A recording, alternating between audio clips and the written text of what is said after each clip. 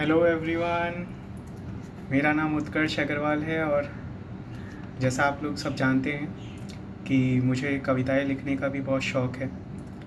तो आज मैं आप लोग के सामने अपनी कुछ कविताओं को प्रस्तुत करने की कोशिश कर रहा हूँ।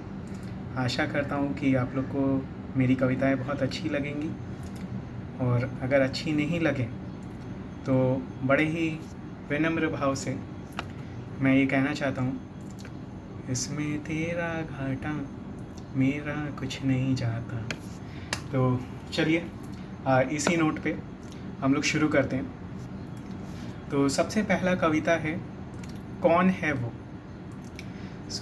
इस कविता के माध्यम से हम लोग इस प्रश्न का उत्तर ढूंढने की कोशिश कर रहे हैं कि हमारे जीवन में बहुत बार बहुत सारी कठिनाइयाँ आती हैं, बहुत सारी ऐसी परिस्थितियाँ आती हैं जहाँ पर हमें किसी साथ की ज़रूरत होती है और हमको ऐसा लगता है कि अब सब कुछ ख़त्म हो गया। तब कुछ ऐसी गाइडिंग फैक्टर्स होती हैं, कुछ ऐसी चीज़ें होती हैं, चाहे वो लोग हों, चाहे भगवान हो, चाहे कोई शक्ति हो, जो कि हमें गाइड करती है और हमें उन परिस्थितियों से निकालती है। तो इस कविता कौन है वो में हम लोग उन्हीं सब परिस्थितियों को सामने लाने की कोशिश कर रहे हैं जहाँ पे हम फंस जाते हैं, और वो गाइडिंग फैक्टर हमें निकालने की कोशिश करता है और हमें निकालता भी है। और साथ ही साथ हम ये क्वेश्चन भी कर रहे हैं, हम ये प्रश्न भी कर रहे हैं कि कौन है वो जो हमें हमारी हर कठिनाइयों से, हमारी हर कठिन परिस्थितियों से हमें निकालता है। तो चलिए, कौन है वो। इन काले अंधियारे रास्तों पर, इन काले अंधियारे रास्तों पर किसने फिर उगते सूरज की लालिमा बिखेरने की कोशिश की है। इन काले अंधियारे रास्तों पर किसने फिर उगते सूरज की लालिमा बिखेरने की कोशिश की है।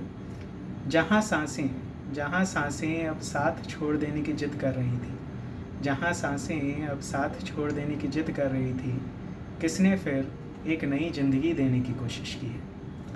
हर पल जहाँ गुमशुदगी का एहसास एक अमिट सत्य की तरह प्रतीत होता था, हर पल जहाँ गुमशुदगी का एहसास एक अमिट सत्य की तरह प्रतीत होता था, किसने फिर एक नई पहचान देने की कोशिश की है।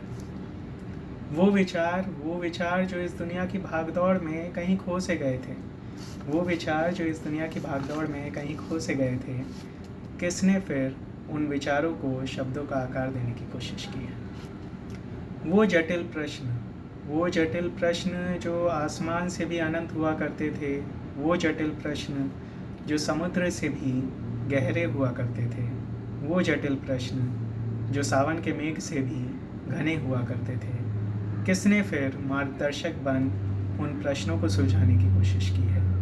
कौन है वो, कौन है वो। नमस्कार। चलिए दूसरी कविता की ओर बढ़ने के पहले एक लाइनर शेयर करता हूँ। ना कोई आकार है ना कोई प्रकार है, ना कोई आकार है ना कोई प्रकार है, फिर भी साकार है, यही तो प्यार है। कुछ अनकही अनसुनी अनदेखी दास्तां हो तुम, कुछ अनकही अनसुनी अनदेखी दास्तां हो तुम, जितना मैं सोचूं उतनी ही बड़ी पहेली हो तुम, जितना मैं सुलझा सा उतनी ही अनसुलझी हो तुम, उतनी ही अनसुलझी हो तुम।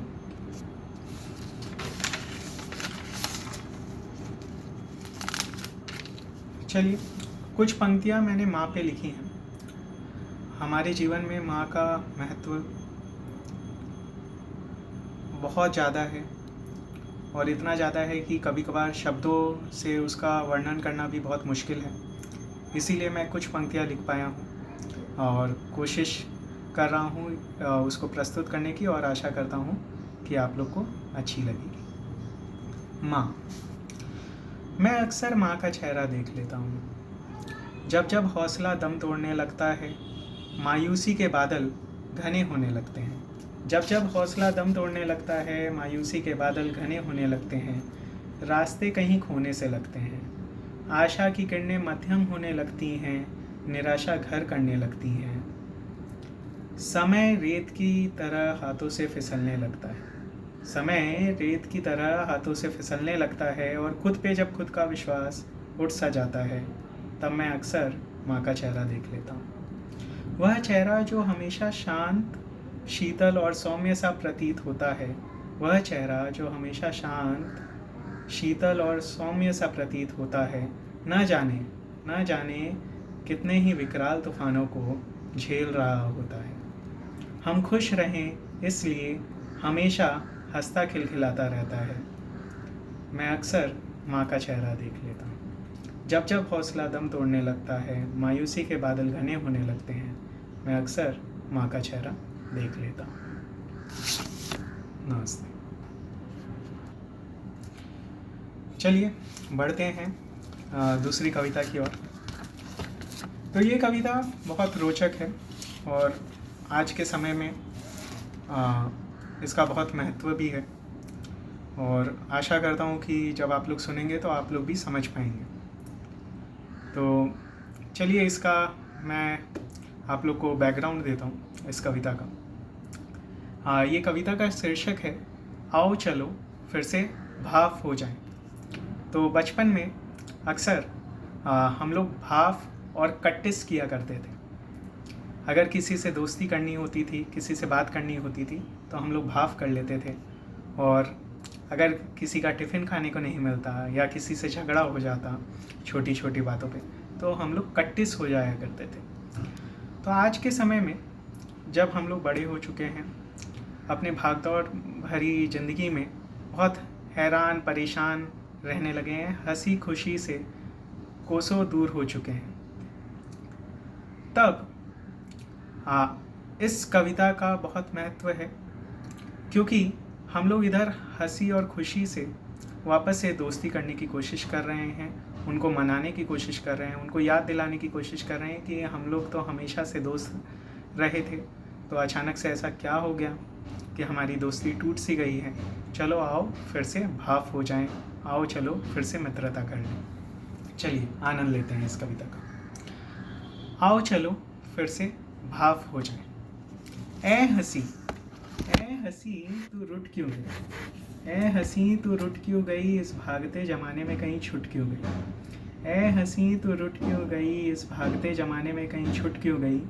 अपने होने का तू तो हमेशा एहसास दिलाया करती थी, ज़माने को पराया और ख़ुद को हमसाया बताया करती थी। छोटी छोटी बातों पे यूं कट्टिस हुआ नहीं करते, छोटी छोटी बातों पे यूं कट्टिस हुआ नहीं करते। हमेशा साथ रहने की कस्में यूं तोड़ा नहीं करते, हमेशा साथ रहने की कस्में यूं तोड़ा नहीं करते। चिटकी उंगली तो होती ही है शैतान, चिटकी उंगली तो होती ही है शैतान, उसकी हरकतों का बुरा माना नहीं करते, बीच रास्तों में यूं साथ छोड़ा नहीं करते। अच्छा चलो सब गिले शिकवे भूल जाएं, आओ चलो फिर से भाव हो जाएं, आओ चलो फिर से भाव हो जाएं। नमस्ते।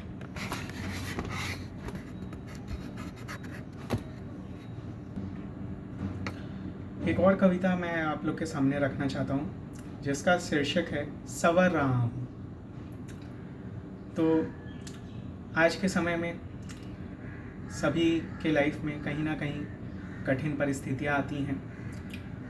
कुछ ऐसे वक्त आते हैं जब उन्हें लगता है कि उन्हें और हिम्मत की ज़रूरत है, उन्हें और तैयार होने की ज़रूरत है और उन्हें संवरने की ज़रूरत है। तो ये कविता एक पॉजिटिविटी के तरफ लिखी गई है, एक हौसला देने के तरफ लिखी गई है, जहाँ पे इन चीज़ों का वर्णन किया गया है कि हमारे लाइफ में कभी कभार कुछ कठिन परिस्थितियाँ आती हैं, पर हम उनसे हारने वाले नहीं हैं। हम उनका डट कर सामना करेंगे और हम संवर रहे हैं, हम तैयार हो रहे हैं और हम पूरी तरह तैयार भी हैं अपने हर कठिन परिस्थितियों का सामना करने के लिए और उन पर विजय पाने के लिए। तो चलिए आनंद लेते हैं इस कविता का।